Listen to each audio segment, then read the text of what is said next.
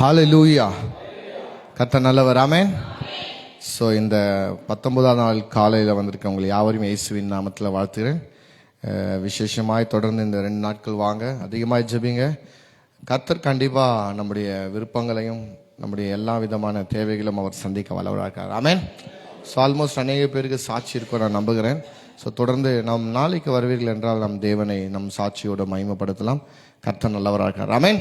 So நேரடியாக கர்த்தருடைய வார்த்தைக்கு போகலாம். இந்த நாளில் உங்களோடு கூட இயேசு கிறிஸ்து செய்த அற்புதங்களை குறித்து நாம் தொடர்ந்து சில நாட்களாய் பார்த்து கொண்டு வருகிறோம். அப்படியாக இன்னைக்கு கூட உங்களோடு கூட நான் இதை பகிர்ந்து கொள்ள விருப்பப்படுகிறேன். உண்மையாகவே இந்த கால வேலை எனக்கு நிச்சயமாக பிரயோஜனமாக இருந்துச்சு இத்தனை நாட்களாய். ஸோ அநேக காரியங்களை அநேக சத்தியங்களை நம்ம வேதத்தில் என்ன பண்ணோம், கற்றுக்கொண்டோம். ஸோ இது வந்து நம்ம கொஞ்சம் கொஞ்சமாக 21 நாள்ன்றது வந்து ஒரு பொதுவாக ஒரு சயின்ஸ்லேயோ சரி ஒரு சைக்காலஜியோ என்ன சொல்கிறாங்கன்னா 21 நாள் தொடர்ந்து ஒரு காரியத்தை நம்ம பண்ணும்போது அது நம்மளுடைய ஹேபிட்டாக மாறுமா, நம்முடைய பழக்கம்தான் அது குணாதிசயமாக மாறுமா, குணாதிசயம் கேரக்டரான்னு சொல்லுவாங்க பார்த்தீங்களா, அப்படியா மாறுமா. ஸோ இந்த 21 நாளும் காலையில் எழுந்து கர்த்தருடைய சமூகத்தில் வருது, அது ஒரு மாதிரி ப்ராக்டிஸ் ஆகுது பாருங்கள். காலையில் எழுந்துச்சு கர்த்தரை தேடுறது அது ஒரு ப்ராக்டிஸ் ஆகுது. 21 நாளுக்கு அப்புறம் நீங்கள் உங்களுக்கு தெரியாமலே காலையில் எழுந்துப்பீங்க. சர்ச்சு தான் இல்லைன்னு சொல்லிட்டு மறுபடியும் தூங்கிடாதீங்க. உக்காந்து வீட்டில் பைபிளை திறந்து வச்சுன்னு ஜெபிச்சுட்டு வேதத்தை வாசிட்டு ஸ்டார்ட் பண்ணுங்க. ஹல்லேலூயா. ஸோ கர்த்தருக்கு சுத்தமாக இருந்தால் என்னுடைய ஆசை என்ன தெரியுங்களா, டெய்லி இந்த மாதிரி காலையில் நடக்கணும். வராதுங்களை பற்றி நம்மளுக்கு ஒன்றும் பெரிய விஷயம் இல்லை. ஆனால் டெய்லி காலையில் கூட்டம் இருக்குதோ இல்லையோ, டெய்லி காலையில் சபை திறந்து டெய்லி ஏதாச்சும் ஒரு ப்ரேயர் நடக்கணும், ஒரு ஆராதனை நடக்கணும், ஒரு கர்த்தருடைய வார்த்தை நடக்கணுன்ற ஒரு விருப்பம். ஸோ பார்க்கலாம், ஒரு வேளை கர்த்தருக்கு சுத்தமாக இருந்தால் நம்ம இந்த மாதிரி தொடர்ந்து நம்ம என்ன பண்ணலாம், அநேக கூட்டங்களை செய்யலாம். வருகிற தேவன் நிச்சயமாக என்ன பண்ணுவார், ஆசீர்வதிக்க வல்லவராக இருக்கார். ஆமென். ஸோ இந்த நாளுடைய பாடத்துக்கு நேராக நம்ம போகலாம்.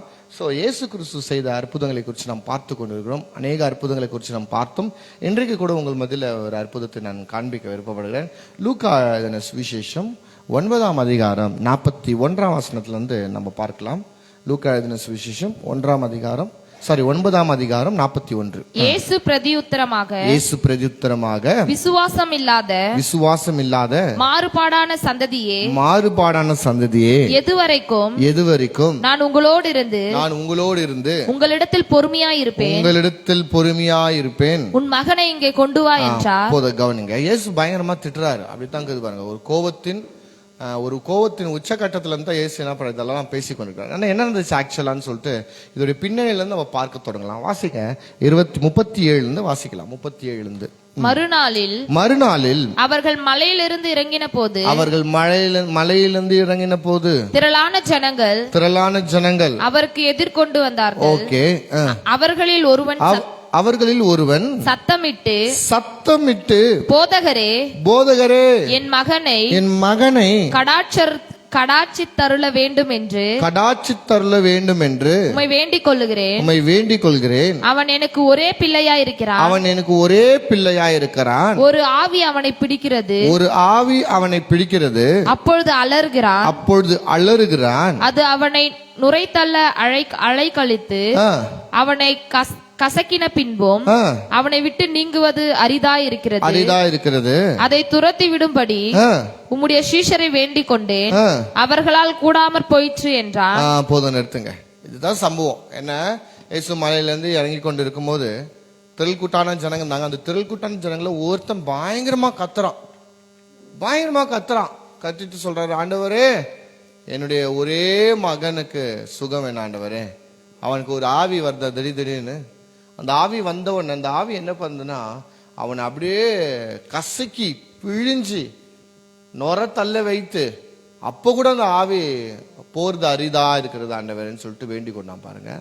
இதை குறித்து நான் உங்க சீஷர் கிட்ட சொன்னேன், ஆனா உங்க சீஷராலும் கூடாம போயிடுச்சு அப்படின்னு சொல்லிட்டு இயேசு கிறிஸ்து கிட்ட வந்து ஒரு விண்ணப்பத்தை என்ன பண்றான், வைக்கிறான். நான் நேற்று தினத்துல சொன்னேன், இந்த பிசாசை குறித்து நம்ம என்ன பண்ணோம் பார்த்தோம். அதிகமா பிசாசை குறித்து நம்ம பார்க்க கூடாது. ஏன்னா அவன் ஒரு பெரிய ஆளே இல்லை, நம்ம தேவனை குறித்து தான் பார்க்கணும். ஆனால் சில நேரங்கள் அவனை குறித்தும் அறிந்து கொள்வது ரொம்ப முக்கியம். ஏன்னா நம்முடைய எதிராளியுடைய பலத்தை நாம் புரிஞ்சு வச்சுக்கணும் பாருங்கள். அவனுடைய ட்ரிக்ஸ் என்ன, அவனுடைய வேலை என்ன, அவன் எப்படியாப்பட்ட ஒரு குணம் படைத்தவன், அவன் எதெல்லாம் செய்வான், எதெல்லாம் செய்ய முடியாது, என்று நாம் என்ன பண்ணோம், அறிந்து வைத்துக்கிறது ரொம்ப ரொம்ப முக்கியம் பாருங்க. அதான் நம்முடைய எதிராளியுடைய பலத்தையும் நம்ம புரிஞ்சுக்கிறது ரொம்ப முக்கியன்றது போல சத்தியம் நம்முடைய இந்த பிசாசி வந்து எப்படியாப்பட்டவன்றது நம்ம புரிந்து கொள்வது ரொம்ப முக்கியம். காரணம் என்னன்னா, இன்னைக்கு அவன் ஆதியிலிருந்தே அவன் கொலைபாதகனா இருக்கிறான் என்று வேதத்துல வாசிக்கிறோம். ஆதியிலிருந்து அவன் வேலையே அதுதான். ஆதியிலிருந்தே ஆதாம் ஏவாளை கெடுத்தது அவன் தான். காயன் மூலியமாய் ஆபேலை கொலை பண்ணது அவன் தான். நோவாவுடைய காலகட்டத்தில் எல்லா ஜனங்களும் சீர்கெட்ட ஜனங்களாய் மாத்திருந்த அவன் தான். லோத்துடைய வாழ்க்கையில நாசப்படுந்த அவன் தான். எல்லா காலகட்டத்திலையும் இவனுடைய கிரியை பயங்கரமா இருந்தது. எல்லா காலகட்டத்திலும் நீங்கள் மறைவாய் நீங்கள் வேதத்தை பார்க்கும்போது எல்லா பீரியட்லயும் அவன் இருக்கிறான். அதே போல எல்லா பீரியட்லயும் இயேசு இருக்கிறார். ஒரு சத்தியம் இருக்கு, கிரைஸ்ட் இன் ஓல்ட் டெஸ்டமென்ட்னு சொல்லுவாங்க.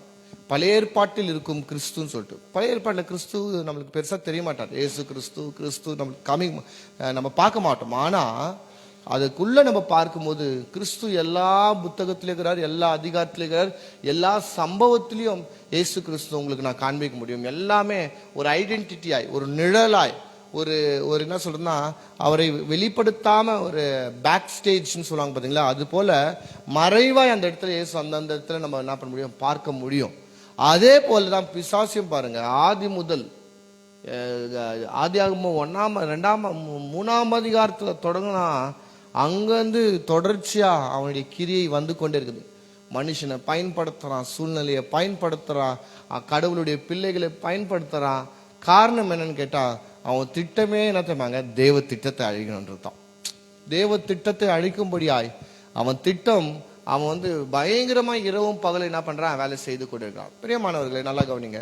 இன்னைக்கு நம்ம கடவுளுடைய சித்தத்தை நிறைவேற்றும்படியாய் நாம் ஒண்ணுமே பண்றதில்லை. ஆனா ஒண்ணுமே பண்றதுன்ற சென்ஸ் அதுக்காக போராடுறதுல, அதுக்காக உழைக்கிறதுல பாருங்க. ஆனா தேவ சித்த என் வாழ்க்கையில நிறைவேற கூடாதுன்றதுக்காக அவன் அதிகமா என்ன பண்றான், அவன் ஒர்க் பண்றான், வேலை செய்யறான், தவறான நம்பிக்கை கொண்டு வரான், தவறான பழக்க வழக்கங்களுக்கு கொண்டு வரான், தவறான இடத்தில் பிசாசு என்ன பண்றான், நம்மளை கொண்டு போய் தவறான காரியங்களை கத்துக்கொள்ளும்படியா உதவி செய்கிறான். ஆனா ஒண்ணு புரிந்து கொள்ளுங்க, நம்ம வாழ்க்கையே தேவனுடைய சித்தத்துக்கு நம்ம ஒப்பு கொடுக்கும் போது தேவனுக்கு முழு ஆற்றலையும் முழு அதிகாரத்தையும் கொடுத்துடுறோம். பரிசுத்த ஆவியானவருக்கு முழு அதிகாரத்தை கொடுத்துறோம். பரிசுத்த ஆவியானவரை நடத்துங்கன்னு சொல்றேன். ஆனா அநேக பேருடைய வாழ்க்கையில என்னன்னு கேட்டா, தேவ சித்தத்துக்கு வாழ்க்கையை ஒப்பு கொடுக்காததுனால அவர்களுடைய பாதை சரியா இல்லாம எங்கெங்கயோ போவாங்க, எங்கெங்கயோ சுத்துவாங்க. வாழ்க்கையில எங்க போனாலும் அவங்களுடைய விடையும் அவங்களுக்கு தேவையான பதிலும் அவங்களால என்ன பண்ண முடியாது, பெற்றுக்கொள்ளவே முடியாது. இதுதான் அநேக பேருடைய சூழ்நிலையா இருக்கு. ஆனா கர்த்தருக்கு ஸ்தோத்திரம், கர்த்தர் நம்மை சரியான பாதையில அவர் நடத்தி கொண்டு வருகிறார். அல்லேலூயா, அல்லேலூயா. ஏன்னா நமக்குள்ள பரிசுத்த ஆவியானவர் இருக்கிறார். ஆனா பரிசுத்த ஆவியானவர் இல்லாதவருடைய வாழ்க்கை நினைச்சு பாருங்க. அப்படியாப்பட்ட ஒரு சம்பவம் தான் இந்த சம்பவம். என்ன, பரிசுத்த ஆவியானவர் இல்ல, விசுவாசம் இல்லாத ஒரு சூழ்நிலை. அப்படியாப்பட்ட ஒரு நேரத்துல ஒரு மகன், ஒரு வாலிப பையனா பாருங்க, அந்த வாலிப பையனுக்கு பயங்கரமான ஒரு பிசாசியுடைய தாக்குதல், பயங்கரமான பிசாசி தாக்குதல். இங்க நம்ம சும்மா பேசிக்கா கொடுத்துருக்காங்க. நீங்க மார்க் எடுங்க பார்க்கலாம். மார்க்ல ஒரு சம்பவத்தை அவங்க அப்பா சொல்றாரு. இங்க அவன் நுரை தள்ளி அவன் என்ன பண்றான், நுரை தள்ளி கீழே விழானா, அப்புறம் அவனால கசக்கி பிழிகிறான். அந்த பிசாசு என்ன பண்ண, கசக்கி பிழிதான். ஆனாலும் அவன் சற்றே குணமாவாத மாதிரி இருக்கிறான். ஆனா இங்க பாருங்களேன், வாசிங்க 21:9-21. அவர் அவனுடைய தகப்பனை நோக்கி, இது இவனுக்கு உண்டாகி எவ்வளவு காலம் ஆயிற்று என்று கேட்டார். அங்க லூக்கால வாசிச்சோம், அவங்க அப்பா எல்லாத்தையும் சொல்றாரு. சொன்ன உடனே அங்க லூக்கால இயேசு கேட்கறது வருதுல. இயேசு அவர்களை பார்த்து, அவன் தகப்பனை பார்த்து இது எவ்வளவு நாளா இருக்குன்னு சொல்லிட்டு அங்க அந்த வசனம் இல்லை. ஆனா மார்க்ல வருது. மார்க்ல சொல்லப்படுது. எல்லாத்தையும் அவன் சொல்றான், உங்க சீஷர்கிட்ட இட்டு வந்தா உங்க சீஷரால முடியலன்னு சொல்லிட்டு. இயேசு சொல்றாரு, இந்த பிரச்சனை எவ்வளவு காலமாய் இருக்குது. வாசிங்க. அதற்கு அவன் சிறு வயது முதல் கொண்டே உண்டாயிருக்கிறது இவனை கொல்லும்படிக்கு அது அநேக தரம் தீயிலும் தண்ணீரிலும் தள்ளிற்று. நீர்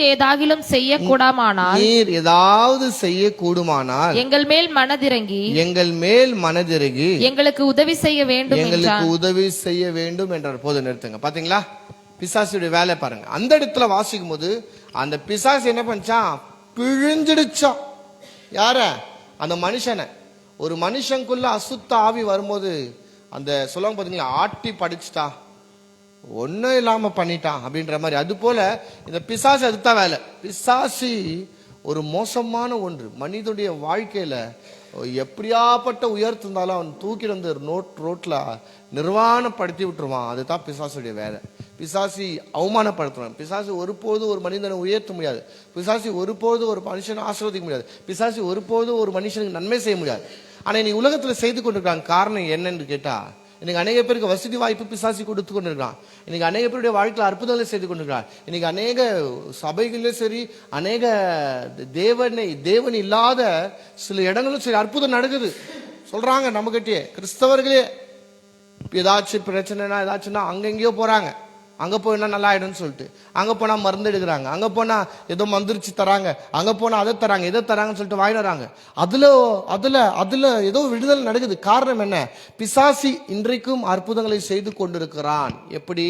ஜனங்களை தேவன் பக்கம் போகாதபடி இழுக்கும்படியாய், ஜனங்களுடைய வாழ்க்கையில ஒரு பெரிய அந்த தீய சக்திக்கு பின்னாடி போறங்க. மந்திரம், செய்வின, சூனியம், இப்படியாப்பட்ட காரியங்களோட போற வாழ்க்கைகள் எப்படி ஆயிடும்னா இருளாயிடும். பாருங்க, அது வந்து நெகட்டிவான எனர்ஜி. ஆனா வல்லமைக்குது, பிசாசிக்கும் வல்லமைக்குது. ஆனா எப்படியாப்பட்ட வல்லமை? அது பிற்போக்கான வல்லமை, நெகட்டிவ் எனர்ஜின்னு சொல்லுவாங்க பாத்தீங்களா. அந்த நெகட்டிவ் எனர்ஜி எப்படி ஆகும்னா அது ரிவர்ஸ் பவுன்ஸ் பேக்னு வாங்க பாத்தீங்களா. அது எப்படி ஆயிடும்னா அந்த மந்திரம் பண்றவங்களுக்கு ரிட்டர்ன் அடிச்சிடும். அது இந்த மந்திரம் செய்வின இதுல ரொம்ப என்ன சொல்றது, ரொம்ப எப்பவுமே பிஸியா இருப்பாங்க பாத்தீங்களா. எப்ப பார்த்தாலும் மந்திரக்காரன் கேட்டேன், எப்ப பார்த்தாலும் செய்வேன். இவங்களுடைய வாழ்க்கை நான் பார்த்துருக்க கண்குலங்க கொடூரமான மரணம். கடைசி காலகட்டத்துல ரொம்ப பயங்கரமா சாவாங்க. பிசாசியோடைய பிடியில பிடிக்கப்பட்டு அவங்க ரொம்ப கனெக்ட் ஆயிடுறாங்க. அப்பப்போ போய் பிசாசியை பார்த்து பார்த்து பேசி பேசி இந்த குட்டி சாத்தான் ஏவல் அது இதுன்னு சொல்லி கேட்டு பார்த்து பார்த்து பார்த்து அவங்க வாழ்க்கை சின்ன பின்னமாய் பயங்கர கோலமா இருக்கு. அதனால தான் வேதத்துல வாசிக்குது, இந்த இப்படியாப்பட்ட காரியங்கள் செய்கிறவர்கள் தேவ ராஜ்யத்துல நுழைவதில்லை. யாரு? நாய்களும் மந்திரவாதிகளும் செய்வினக்காரர்களும் இவங்கெல்லாம் தேவ ராஜ்யத்தை சுகந்ததுக்கு காரணம் என்னன்னா, இதோடைய நோக்கமே அழிக்கிற நோக்கம்தான். நல்லது நடக்கணும்னு யாருன்னா போறானுங்களா? இல்ல, தீமை பண்ணணும், கெடுதல் பண்ணணும், கெடுதல் உண்டாக்கணும்ன்ற எண்ணமே பிசாசியுடைய எண்ணம். ஆமா தானங்க? இன்னைக்கு நம்ம சபையில கூடி இருந்து யாருன்னா அழிக்கிறதுக்காக நம்ம ஜெபிச்சிருக்கிறோமா? நமக்கு சத்துரு இருக்கிறாங்க, உங்களுக்கு இருக்கிறாங்க. எங்க பார்த்தாலும் பிரச்சனை, வீட்டாண்ட பிரச்சனை, வேலை செய்யறதுல பிரச்சனை. ஆனா ஒரு நாள்லாம் முழங்கால் பண்ணிட்டு, ஆண்டவரே அவங்கள நாசமாக்குங்க, அவங்க இல்லாம போக பண்ணுங்க, பூமியில அவங்கள அப்படியே விழுங்குங்க.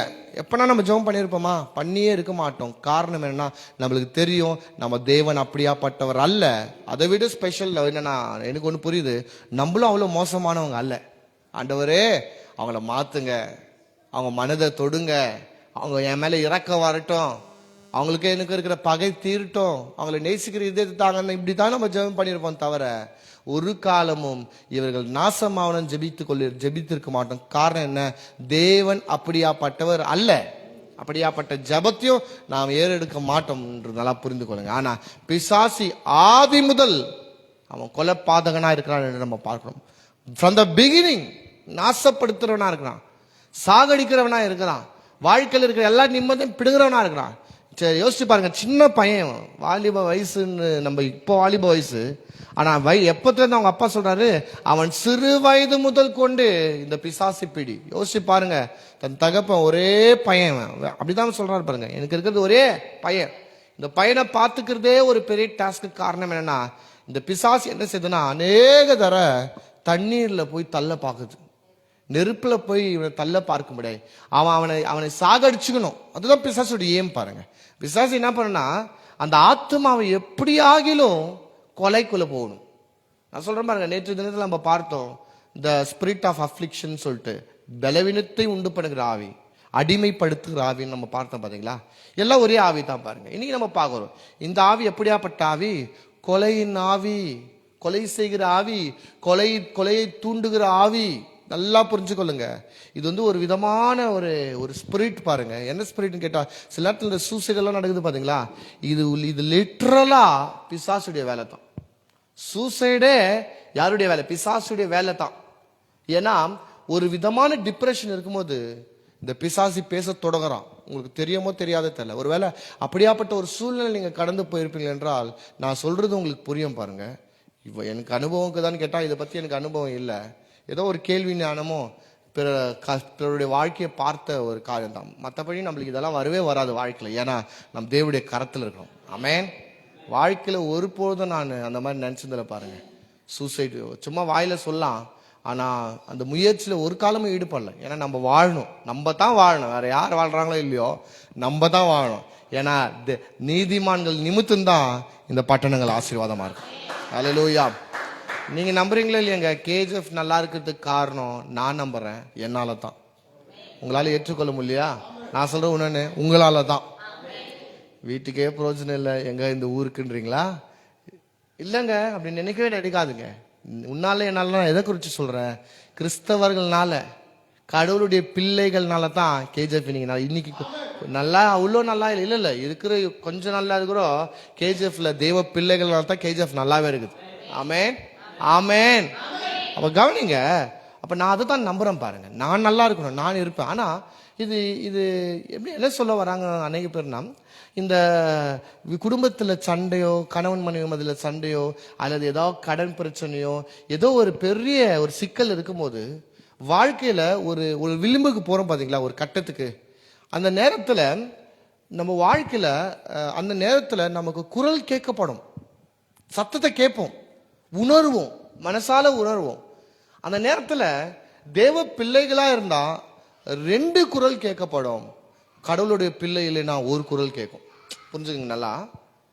ஒரு வாழ்க்கையின் கடைசி விளிம்புல போகும்போது, என்னடா இது வாழ்க்கையில எல்லாமே தோல்வி, என்கிட்ட இருந்த பணம் எல்லாமே லாஸ் ஆயிடுச்சே, பிசினஸ்ல எல்லாமே ஃபெயிலியர் ஆயிடுச்சே, நான் என்ன பண்ணுவேன் அப்படின்ற அந்த கட்டத்துல நான் நிற்கும் போது, 2வது கணவன் மனைவி சண்டே எக்ஸ்ட்ரீம்ல போயிட்டு வாழவே பிடிக்கல அப்படின்ற அந்த கட்டத்துக்கு போகும்போது, தேவ பிள்ளைகளா இருந்தா எத்தனை சத்தம் கேட்கும்?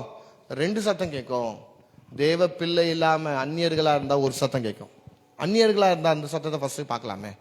அந்நியரா இருந்தா அவன் அவன் அவன் ஆத்துமாவில் என்ன தோணுன்னு கேட்டா, அவனுக்குள்ள பேசாம செத்துலாம், நம்ம என்னது செத்துடலாம், ஏதாச்சும் பண்ணின்னு செத்துடலாம், இந்த வாழ்க்கை வேண்டாம், எல்லாத்தையும் நான் இழந்துட்டேனே, இப்ப என்கிட்ட ஒண்ணுமே இல்லையே, இதுக்கப்புறம் நான் என்ன பண்ணலாம், செத்துட்டா நலமா இருக்குமே அப்படின்ற ஒரு எண்ணம் அவனுக்குள்ள ஆட்டோமேட்டிக்கா வரும். காரணம் என்ன? இது பிசாசியுடைய தூண்டுதல். அது அது மோசமான ஒண்ணு, பிசாசியுடைய தூண்டுதல். அந்த அந்த எண்ணம் அப்படியே அவனுக்குள்ள வரும் பாருங்க. அவன் என்ன பண்றானே தெரியாது. சில நேரத்துல அட்டெம்ப்ட் பண்ணி யாருன்னா காப்பாத்திட்டாங்கன்னா அவன் கொடுக்குற ஸ்டேட்மெண்ட் என்ன தெரியுமாங்க? என்ன ஆச்சுன்னே எனக்கு தெரியல, திடீர்னு நான் கோபத்துல என்ன பண்றேனே தெரியல, பண்ணிக்கினேன் சொல்லுவாங்களா இல்லையா? இல்ல நான் பிளான் பண்ணி பக்காவா பண்ணி, இல்ல இல்ல இல்ல அதிகம். இப்போ ஒருவேளை பிளான் பண்ணி பண்றவங்களே இருக்கலாம், ஆனா பெரும்பாலும் ஸ்டேட்மெண்ட் நான் கேட்டேன், ஏமா இந்த பைத்தியக்காரத்தை நான் பண்ணேன் அப்படின்னு சொல்லிட்டு அவங்களை திட்டும்போது கேட்கும்போது, இல்ல சண்டாச்சு உண்மைதான், ஆனா எனக்கு கோவத்துல என்ன பண்றதுன்னு தெரியல, திடீர்னு நான் என்ன அறியாம நான் இந்த முடிவு எடுத்துட்டேன், என்ன அறியாம இந்த காரியத்தை செய்துட்டேன். அது யோசிச்சு பாருங்க. ஏதோ வேற ஒரு சூசைட் அட்டெம்ப்ட்னா மாத்திரை சாப்பிட்றதோ இல்லை ஏதோ மருந்து குடிக்கிறதோ அது வேற. ஆனா அந்த ட்ரெயின் முன்னாடி போய் நிக்கிறது, எண்ணெய் ஊத்தி, இதெல்லாம் இப்போ கம்மியாச்சு பாருங்க. ரேஷன்ல எண்ணெய் ஸ்டாப் பண்ணதுனால என்ன லாபம்னு கேட்டா, எண்ணெய் ஊத்தி எரிச்சிக்கிறது லாபம். ஏன்னா ஆவுனா ஊத்திப்பாங்க, ஆவுனா எத்து எத்து எத்து குளிக்கிறது இல்லை, ஒன்றும் இல்லை. ஆனா எண்ணெயை மொத்தம் எத்து என்ன பண்ணிக்கிறது? ஒருத்தர் எனக்கு தெரியும், பெருலையில தான் இருக்கிறார் இப்போ வரைக்கும். எப்போ பார்த்தாலும் கணவன் மணிக்கு சண்டை, எப்போ பார்த்தாலும் அவங்க வீட்டுக்கு சண்டை நடக்குதுன்னு ஃபோன் பண்ணுவாங்க. போய் பார்த்தா அப்படியே சொட்ட சொட்ட நல்ல நின்று இருப்பாங்க. எப்போ பார்த்தாலும் கவனிங்க. இது இது என்ன ஸ்பிரிட்? என்ன ஸ்பிரிட்? கொலை பாதகனுடைய ஸ்பிரிட். அவன் பேசுறான், அவன் உள்ளத்துல தோண வைக்கிறான், வாழாத நீ ஏன் வாழ்ற, செத்து நீ செத்தாதான் இதுக்கு ஒரு முடிவு வரும், நீ இந்த பூமியில வாழ்றது வேண்டாம். எல்லாமே கொஞ்ச காலம் பாருங்க. இந்த பூமிக்குரிய எல்லாமே கொஞ்ச காலம். இன்பம், சந்தோஷம், அப்புறம் மோகம், ஆசை, விருப்பம், அது போல கோபம், கசப்பு, வெறுப்பு எல்லாமே கொஞ்ச காலம் தான். யோசிச்சு பாருங்க. இன்னைக்கு தலைமுறை பகையாளின்னு சொல்லிட்டு ஒண்ணுமே இல்லை பாருங்க. அவங்க பேசிக்கல. பக்கத்திலே இருந்து தலைமுறையா பகையாலே இருக்க முடியாது பாருங்க. திடீர்னு சண்டை போடுவாங்க, பிரிஞ்சுப்பாங்க, பேச மாட்டாங்க. பயங்கரமான நீ எனக்கு விரோதி, நான் உனக்கு விரோதி, அப்படி பெருசா இருப்பாங்க. திடீர்னு கொஞ்ச நாள் ஒன்னா சுத்தி நிற்பாங்க. பார்த்துருக்கீங்களா? இந்த பெண்கள் வந்து அம்மா அப்பாவுக்கு விருப்பம் இல்லாம கல்யாணம் பண்ணிட்டு ஓடும்போது அம்மா மண்ணு தூக்கி வாரி போட்டு நீ எனக்கு புள்ளியே இல்லை, அப்படியே தலை முழுகிட்டேன், நான் செத்தாலும் நான் சேர்க்க மாட்டேன், அப்படி இப்படின்னு பேசுவாங்க. அடுத்த வாரம் அம்மாவை பொண்ணு ஒன்னா ஹோட்டலில் பிரியாணி சாப்பிட்டு வந்து நிற்பாங்க. மானம் கெட்ட அம்மா பொண்ணுங்க. சரி, அது வந்து ஒன்றும் தப்பில்லை, நல்லதுதான். என்ன ஆயிட்டாங்க, இப்போ ஐக்கியம் ஆயிட்டாங்க. அது அது அன்பு. பிள்ளை மேல இருக்கிற கோவத்தை விட அன்பு பெருசு. அதனால தான் அம்மா பெண்ணை என்ன பண்றாங்க, தப்பில்லை, அதுதான் உண்மை. இல்ல செத்தாலும் மூஞ்சில முழிக்க மாட்டேன், காலமா பொண்ணை நான் பார்க்க மாட்டேன், சேர்க்க மாட்டேன், அதுதான் தப்பு. ஆனா ஒரு வாரத்துக்குள்ளேயே பொண்ணை அக்செப்ட் பண்ணிட்டு பொண்ணு ஒன்னா இருக்கிறது தப்பே இல்லை. அது ரொம்ப ரொம்ப நல்ல ஒரு காரியம் பாருங்க. ஆனா இந்த பிரச்சனையின் மத்தியில, போராட்டத்தின் மத்தியில, வாழ்க்கையின் விளிம்புல போகும்போது பிசாசி அந்த மனிதனை அழிக்கும்படியாய் அவனோடு கூட பேசுகிறான். அந்த சத்தத்துக்கு கீழ்படுறவன் தான் மரிச்சு போறான். தெரியுமா உங்களுக்கு? அந்த சத்தத்துக்கு கீழ்படுகிறவன், ஆமா கரெக்ட், இதுக்கப்புறம் நான் வாழ்ந்தா ஒண்ணுமே பிரயோஜனம் இல்லை, இதுக்கப்புறம் நான் இருக்கிறது ஒண்ணுமே பிரயோஜனம் இல்லை, இதுக்கப்புறம் என் குடும்பத்துல சமாதானமே இல்லை, சந்தோஷமே இல்லை, நான் செத்து போறேன்னு சொல்லிட்டு ஒரு பெரிய முடிவை எடுத்து தன் வாழ்க்கையை அவன் என்ன பண்றான்னா அழிச்சு கொள்றான். ஆனா இதே போலதான் பாருங்க, ரட்சிக்கப்பட்ட எல்லாருடைய ஆத்மாவோட பிரச்சனையின் மத்தியில ரெண்டு குரல் கேட்கப்படுது. ஒரு பக்கம் பிசாசி பேசினே இருக்கிறான். என்ன பேசிக்கொண்டு, பாத்தியா உன்னை நம்பினவங்க கை விட்டாங்க, உன் கூட பிறந்தவங்க கை விட்டாங்க, உங்க சொந்த பந்த கை விட்டாங்க, இதுக்கப்புறம் நீ ஏன் வாழ்ற, செத்துரு, அங்க போ, அங்க அந்த அந்த மருந்துக்குது பார், தேடி கண்டுபிடி, அங்க கயிறு இருக்குது பார், அங்க எண்ணெய் இருக்குது பார், ஊத்தி சாவு, நீ செத்துரு, இப்படி ஒரு தூண்டுதல். ஆனா இதே போல மென்மையான சத்தத்துல பரிசுத்த ஆவியானவர் பேசிக்கொண்டிருக்கிறார். இல்ல சாவு முடிவில்லை, மறுபடியும் ஒரு புது வாழ்வு உனக்கு தொடங்கும். தேவனை நம்பு, தேவனை விசுவாசி, மறிச்சு போவாத. மரணம் எல்லாத்துக்குமே தீர்வு இல்லை, மரணம் எல்லாத்துக்குமே முடிவில்லை. வாழ்க்கையை மாத்துகிற வல்லமை தேவனத்தில் இருக்கு. தேவனை நம்புன்னு சொல்லிட்டு பரிசுத்த ஆவியானவர் இந்த பக்கம் நம்மளோடு கூட பேசிக்கொண்டே இருப்பார். இங்க விஷயம் என்னன்னா, அவன் கிட்ட ஒரே சான்ஸ் தான். ஒண்ணு அந்த பிசாசி கிட்ட போராடி அவன் எப்படியாச்சும் ஜெயிச்சா தான் அவன் வாழ முடியும். ஆனா நமக்கு எவ்வளவு பெரிய கிருபை பாருங்க. இந்த பக்கம் பிசாசி எவ்வளவு தான் சொல்லியிருந்தாலும் அதை காட்டிலும் அதிகமாய் பரிசுத்த ஆவியானவன் நம்முடைய மனதை மாற்றுவார். திடீர்னு ஊழியக்காரன் டக்குன்னு வீட்டுக்கு கொண்டு வந்துடுறார். திடீர்னு அந்த மாதிரி நம்ம ஏதாச்சும் ட்ரை பண்ணும்போது யாருன்னா டக்குன்னு ஃபோன் பண்ணிடுவாங்க. திடீர்னு யாருன்னா வீட்டுக்குள்ள டக்குன்னு வந்துடுவாங்க. அந்த அட்மாஸ்பியரே பரிசுத்த ஆவியானவர் மாத்திடுவார். என்ன மாதிரி ஒரு வாய்ப்பு பாருங்க. ஆனா இவங்களுக்கு வாய்ப்பு என்ன தெரியுமாங்க, டக்குன்னு இந்த மாதிரி பிரச்சனை ஆகும்போது வீட்டுள்ள போய் கதவு சாத்திக்கும், வீட்டுலேருந்து எல்லாரும் யாருமே போயிடுவாங்க. என்ன ஒன்றும் இல்லைங்க, அப்பதான் வேலைக்கு போகணும், கொஞ்ச நேரத்தில் இப்படி ஆயிடுச்சுங்க. இதெல்லாம் ஸ்பிரிட். இதே போல ஆக்சிடென்ட், அது ஒரு ஸ்பிரிட். நீங்க பார்த்துருக்கீங்களா? ஆக்சிடென்ட் ஜோனுன்னே ஒன்று வச்சிருப்பாங்க. ஆக்சிடென்ட் ஜோன்னா தெரியும் தானே உங்களுக்கு? ஆக்சிடென்ட் அதிகமாகிற இடம். சில இடத்துல அப்பப்போ மரணம் நடக்கும், அது ஒன்றும் அவ்வளோ குரூஷியலான ஒரு இடம் இல்லை.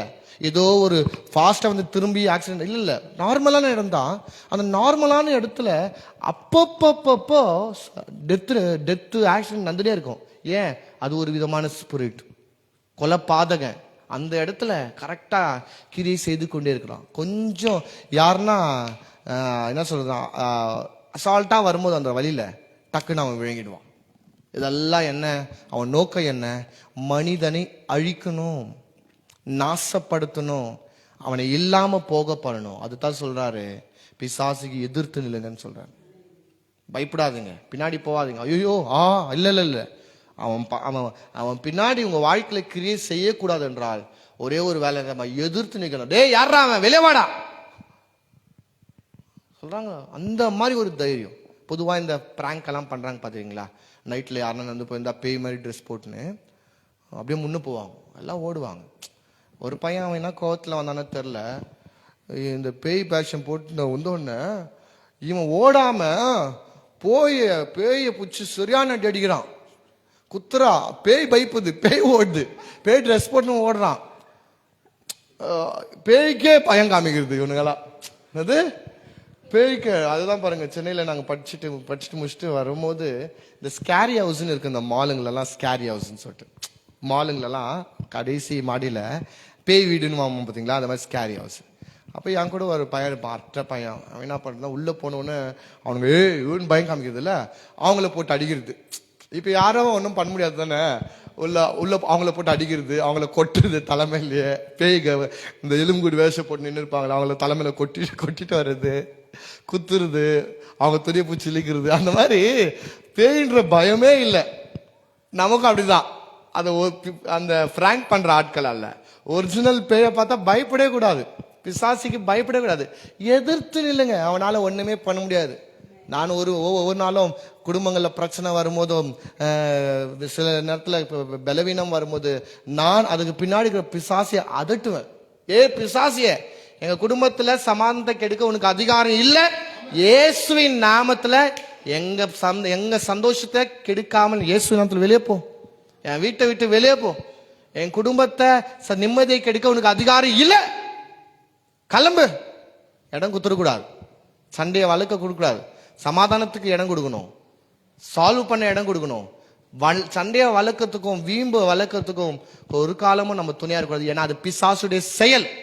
சில நேரத்தில் பிசாசு எல்லாரையும் ஆப்ரேட் பண்ணுவான், உங்களுக்கு தெரியுமா? எல்லாரையும் ஆப்ரேட் பண்ணுவான்.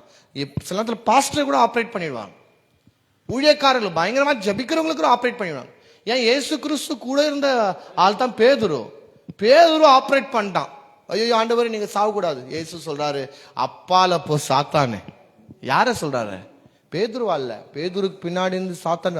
அது போல உங்களுக்கு கவுன்சிலிங் தரவங்க கரெக்டான்னு பார்க்கணும். எல்லாம் கவுன்சிலிங் கரெக்ட் இல்லை.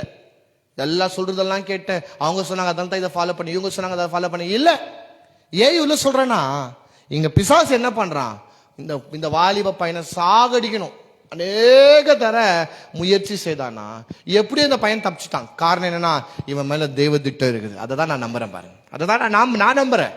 பிசாசி இவனை பிடிக்க காரணம் என்ன? இவன் வாழ்க்கையில வளரக்கூடாது, உயரக்கூடாது, படிக்கக்கூடாது, பெரிய ஆள் ஆகக்கூடாது, இவன் வாழ்க்கையில எந்த சாதனையும் பண்ணக்கூடாது தான் இவ்வளவு நாட்களாய் அடிமைத்தனம் பண்ணி இவன் உயிரை எப்படியாச்சும் பறிக்கலாம்னு சொல்லிட்டு வகை தேடி கொண்டு இருக்கிறான் பாருங்க. அந்த கர்த்தருடைய கிருபையில இயேசுவை இவன் சந்திச்சுட்டான்.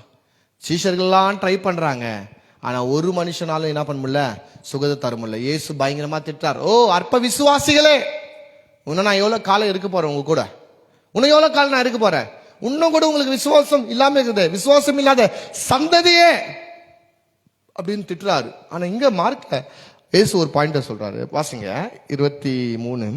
இயேசு அவனை நோக்கி நீ விசுவாசிக்க கூடுமானால் ஆகும், நீ விசுவாசிக்க கூடுமானால் ஆகும், விசுவாசிக்கிறவனுக்கு எல்லாம் கூடும் என்றார். அல்லேலூயா.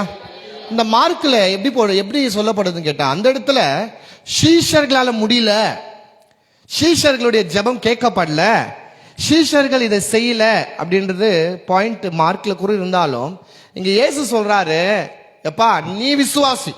யார் விசுவாசிக்கணும்? அவங்க அப்பா விசுவாசிக்கணும். சீஷருக்கு தானே ஆவாது, சீஷருங்க என்ன பண்றாங்க பார்க்கலாம் இரு, அந்த நினைப்போட இருந்தா ஆவாது. இயேசு சொல்றாரு, நீ முதலாவது விசுவாசி.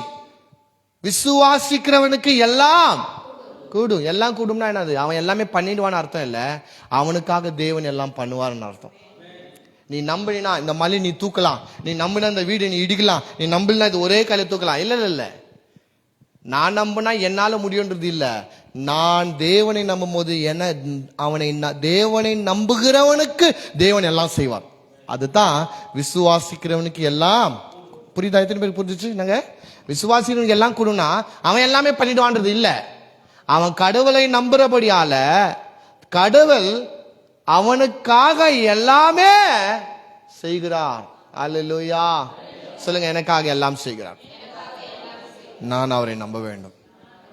சொல்றேன், உங்க வாழ்க்கையில முடியாத காரியங்கள், நடக்காத காரியங்கள், வெற்றி பெறாத காரியங்கள், இதெல்லாம் பேலன்ஸ்ல இருக்குதா? நாம் சொல்லுவேன், ஆண்டவரே இது என்னால முடியல, ஆனா நான் உண்மை நம்புகிறேன், நீர் எனக்காக எல்லாமே செய்து முடிப்பேன். இயேசு அவனை பார்த்து, நீ விசுவாசித்தால் இது கூடுன்றார். நடக்குமா? நீ நம்பினா தான் நடக்கும்ன்றார். Yes, we have to believe for our miracle. என் வாழ்க்கையின் அற்புதத்துக்கு யார் தான் நம்பி ஆகணும்? நான் நம்பி ஆகணும், நான் விசுவாசிக்கணும். சும்மா அவர் பண்ணிட்டோம் அப்புறமேட்டுக்கா நான் நம்புறேன், அதெல்லாம் நம்பிக்கையே இல்லை. யாருன்னா நம்புவாங்க? யாருன்னா நம்புவாங்க? உலகத்தில் இருக்கிற எந்த மனுஷனும் அவங்க கண்ணு முன்னாடி ஒன்று பண்ணிட்டா அவங்க நம்புவாங்களா? கண்டிப்பா நம்புவாங்க. பண்ணிட்டா நம்புறது அது விசுவாசம் அல்லவே அல்ல. ஆனா அவர் பண்றதுக்கு முன்பாகவே கண்டு விசுவாசிக்கிறத விட காணாமல் விசுவாசிக்கிற பாக்கியவான். அப்போ அவர் பண்ணுவாருன்றது அந்த நிச்சயம் நமக்குள்ள இருக்கும் என்றால், உங்களுக்காக அவர் எந்த எக்ஸ்ட்ரீம்லாம் இறங்கி உங்களுக்கு அற்புதங்களை செய்ய அவர் வல்லவராகிறார். ஹல்லேலூயா சொல்லுங்க, எனக்காக அவர் அற்புதம் செய்ய வல்லவராக இருக்கிறார். எஸ், நான் வெறும் விசுவாசிக்க வேண்டும். அப்புறம் வாசிங்க பார்க்கலாம். உடனே பிள்ளையின் தகப்பன் விசுவாசிக்கிறேன் ஆண்டவரே, என் அவிசுவாசம் நீங்கும்படி உதவி செய்யும் என்று கண்ணீரோடு சத்தமிட்டு சொன்னான். இப்ப ஓபன் அப் ஆயிட்டான். இயேசு சொல்றார், இயேசு கண்டுபிடிச்சிட்டார், டிஸ்கவர் பண்ணிட்டார். எனக்கு நம்ம என்ன நினைக்கிறோம், அற்புதம் நடக்கலன்னா ஐயாக்கு வல்லமை இல்லை, ஊழியக்காருக்கு வல்லமை இல்லைன்னு நினைக்கிறோம். இல்ல இல்ல இல்ல, இயேசு கண்டுபிடிக்கிறார். சீஷருங்க தப்பு இல்லப்பா, இது சீஷருங்கனால முடியலன்றது இல்லை, இது அவங்க அப்பா நம்ப மாட்டேங்கிறார். இயேசு சொல்றாரு, நீ விசுவாசிக்குமானால் இந்த காரியம் கூடும்ன்றார். அப்ப என்ன பிரச்சனை? அவங்க அப்பாவுக்கு என்ன இல்லை? விசுவாசம் இல்லை. ஏன்னா அந்த பையன் விசுவாசிக்கிற நிலையில இல்லை. அந்த பையன் என்ன நிலையில இல்ல? விசுவாசிக்கிற நிலை இல்லை. ஏன்னா பிசாசி பிடியில இருக்கிறான். அவன் என்ன பண்றான் அவனுக்கே தெரியல. Is not in the right mind. சரியான மன பக்குவம் அவனுக்கு இல்லை பாருங்க. ஏன்னா பிசாசினால தாக்கப்படுறான். இப்போ அந்த பையனுக்காக விசுவாசிக்கிறவர் யார் என்றால் அவங்க அப்பா ஒண்டிதான். அந்த அப்பா விசுவாசத்துல குறை உள்ளவரா இருக்கிறார். குறையுள்ளவர் மாத்திரம் இல்ல, அவ்விசுவாசியா இருக்கிறார். அதான் ஏசு இதை சொன்ன உடனே அழுந்துறார். என்ன அழுந்தார்? ஐயோ ஆண்டவரே, என் அவ்விசுவாசம் நீங்கும்படியா எனக்கு உதவி செய்யுங்க.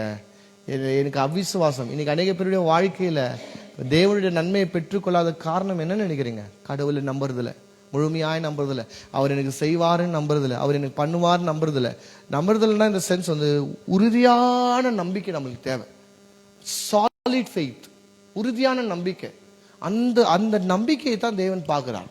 அந்த நம்பிக்கை இல்லாத எந்த மனிதனுக்கும் தேவனால ஒண்ணுமே செய்ய முடியல. காரணம் என்னன்னா, நான் செய்ய மனது இருந்தாலும் அதை பெற்றுக்கொள்கிற அந்த விசுவாசம் அவனிடத்தில் இல்லாதபடியால என்னால ஒண்ணுமே செய்ய முடியாது. இயேசுடைய சொந்த ஊர்ல இயேசு அநேக அற்புதங்களை செய்யாத காரணமே இயேசு சொல்றாரு, இவர்கள் என்னை விசுவாசிக்காமல் போகிறபடியால் இவர்களிடத்தில் நான் எந்த அற்புதமும் செய்யவே முடியல. இயேசுனால சொந்த ஊர்ல நல்லது பண்றது தானே பெரிய விஷயம். இயேசு எவ்வளோ நல்லது சொந்த ஊர்ல பண்ணோன்னு விருப்பப்படுறாரு. ஒருத்தர் நம்ப மாட்டேங்கிறான். யாருப்பா? ஐயோ கார்பெண்டர் அவங்க பையனா? மேரி அவங்க பையனா? இதப்பா அந்த பையன் இல்லை, இந்த பையன் இல்லை. இயேசுவா? ஆமா தெரியும், சின்ன வயசுல நீங்க தான் வந்து போயிருந்தான், எங்க கடையில தான் எல்லாமே வாங்குவான். நம்பவே மாட்டேங்கிறாங்க. நம்ம புத்தி கூட அப்படிதான் பாருங்க. நம்ம ஊருக்கார் ஏதாச்சும் ஒரு பொருள் வித்துருந்தாங்கன்னா அது பிடிக்காது. சைனால இருந்து யாருன்னா பொம்மைங்க எடுத்துன்னு வந்தோ இல்ல ஏதாச்சும் வித்துருந்தா, ஐயோ சைனால இருந்து வந்துக்குது, சிங்கப்பூர்ல இருந்து வந்துக்குது, மலேசியால இருந்து வந்துக்குதுன்னு சொல்லிட்டு வாங்குவோம். ஏன்? சொந்த ஊருடைய வேலையை நம்மளுக்கு தரல. இங்க இருந்து வேளாங்கண்ணி போய் பார்ப்பாங்க, இங்க இருந்து எங்கேயோ அங்கெல்லாம் பார்ப்பாங்க. இந்த பக்கத்துல இருக்கிற சைனாடை போய் பார்க்க மாட்டாங்க. நம்ம ஊர்ல இவ்வளவு பெரிய பார்த்து கரெக்டா சைனாடு பார்க்காத எத்தனோ கேஜிஎஃபே சுத்தி பார்க்காத கேஜிஎஃப் வாசிகள் எத்தனையோ பேர் என்ன பண்றாங்க இருக்கிறாங்க. சொந்த ஊருடைய வேல்யூ தெரியல. நம்ம கூட அவ்வளவுதான். ஒரு நாள் மைசூர்ல இருந்து பைக்ல வந்துட்டுக்கிறாங்க. என்னத்துக்காகனா சைனாடு. அப்படி என்ன இருக்குன்னு சொல்லிட்டு நாங்க அவங்க கூட போய் சேர்ந்து பார்த்தோம். அப்பதான் ஓ இதெல்லாம் கேஜிஎஃப்லன்ற மாதிரி தெரிந்து பாருங்க. ஏன்? சொந்த வீடுடைய வேல்யூ தெரியாது, சொந்த ஊருடைய வேல்யூ தெரியாது, சொந்த நாடுடைய வேல்யூ தெரியவே தெரியாது. உதாரணத்துக்கு நீங்களாம் எங்கன்னா ஃபாரின் போனோம்னு சொல்லிட்டு நீங்க வீசா ஏதாச்சும் அப்ளை பண்ணீங்கன்னா சில வீசா அப்ளை பண்ற இடத்துல ஆபீசர்ஸ் எல்லாம் இருப்பாங்க பாத்தீங்களா. சில பேர் நல்லவங்க போனோன்னு கொடுத்துருவாங்க. ஆனா சில பேர் மோசமானவங்க. இப்போ நீங்க சிங்கப்பூர் பார்க்க போற டிக்கெட் கொடுங்கன்னா டக்குன்னு அந்த எமினேஷன்ல நீ ஏதாச்சும் தாஜ்மஹாலை பார்த்துக்கிறியான்னு கேட்பாங்க. இல்லைன்னு சொல்லிட்டீங்கன்னு வச்சுக்கல, ஃபர்ஸ்ட் நீ போய் அதை பார்த்துனுவா, அப்புறம் நீ சிங்கப்பூரை போய் சுத்தி பார்ப்ப. ஆமா, ஃபர்ஸ்ட் உள்நாடே நீ சுத்தல, நீ வெளிநாடுக்கு போயிட்டியான்ற மாதிரி ஃபர்ஸ்ட் போய் பார்த்தா. ஏன்னா அப்படித்தான் எங்க ஃப்ரெண்டுக்கு ஒருத்தருக்கு தமிழ்நாடுக்காரர், அவரு மதுரைக்காரு. அவர் அந்த மாதிரி கேட்கும்போது, இது நீங்க மதுரை மீனாட்சி கோயில் பார்த்துக்கிறேன்னா இல்லை நாங்கள் பார்க்குறேன்னா போ இங்கே தானே இருக்குது, ஃபர்ஸ்ட் அதை போய் பார்த்துன்னு வா, அதுக்கப்புறம் நான் வேணா உனக்கு வேற ஊருக்கு தரேன் அப்படின்னு சொல்லிட்டு சொன்னாங்களாம். அப்போ ஏன்னா நம்மளுடைய பெருமைகள், உள்நாட்டு பெருமைகள் நம்மளுக்கு பெருசா என்ன பண்ணது தெரியாது. அது போல தான் பாருங்க, இயேசு கிறிஸ்துவை பத்தி பெருசா தெரியல, அதனால தான் நம்பாம போயிட்டாங்க. இயேசுவை நம்பல, இயேசுவை ஏற்றுக்கொள்ள. நான் சொல்லுகிறேன், உங்க வாழ்க்கை ஒரு அசாதாரணமான ஒரு தீர்மானம் நீங்கள் எடுக்கணும் இந்த 21 நாள்ல முடிவில். என்னன்னு கேட்டா, என் வாழ்க்கைன்னு எல்லா பகுதியிலும் நான் தேவனை முழுமையாய் நம்ப போகிறேன், முழுமையா நம்ப போறேன். சூழ்நிலை எவ்வளவு மோசமா இருந்தாலும் பரவாயில்ல, என் கஷ்டம் எவ்வளவு பெருசா இருந்தாலும் பரவாயில்ல, என் கண்ணீர் எவ்வளவு பெருசா இருந்தாலும் பரவாயில்ல, என் வாழ்க்கையில நான் சந்தித்த பிரச்சனைகள் எவ்வளவு பெருசா இருந்தாலும் பரவாயில்ல, என் வாழ்க்கையில எல்லா சூழ்நிலையும் மனிதர்களை நெருக்கி கொண்டிருந்தாலும் பரவாயில்ல, எல்லா சூழ்நிலை மத்தியில நான் நின்று தேவனை முழுமையாய் நம்ப போகிறேன் அப்படின்ற அந்த நம்பிக்கை உங்களுக்குள்ள வரும் என்றால், உள்ளுக்குள்ள வந்துடும் என்றால், கர்த்தர் உங்களை அபிரதமாய், கர்த்தர் உங்களை பயங்கரமாய் அந்த சிச்சுவேஷன்ல தூக்கி உயர்ந்த ஸ்தலங்களை கர்த்தர் உங்களை கொண்டு போக வல்லவராக. அல்லேலூயா. இந்த பிசாசு பிடி மனுஷனுக்கு அதுதான் பிரச்சனை பாருங்க, அவங்க அப்பாவுடைய அவிசுவாசம் தான் பிரச்சனை. ஆனா இயேசு அவனை அப்படியே விட்டு விடல, இயேசு அவனை சுகம் தருகிறார் என்று நாம் பார்க்கிறோம். எடுத்தவங்க வாசிங்க, அப்படியே 20 வாசிங்க பார்க்கலாம். மத்தேயு 17:20 வாசிங்க.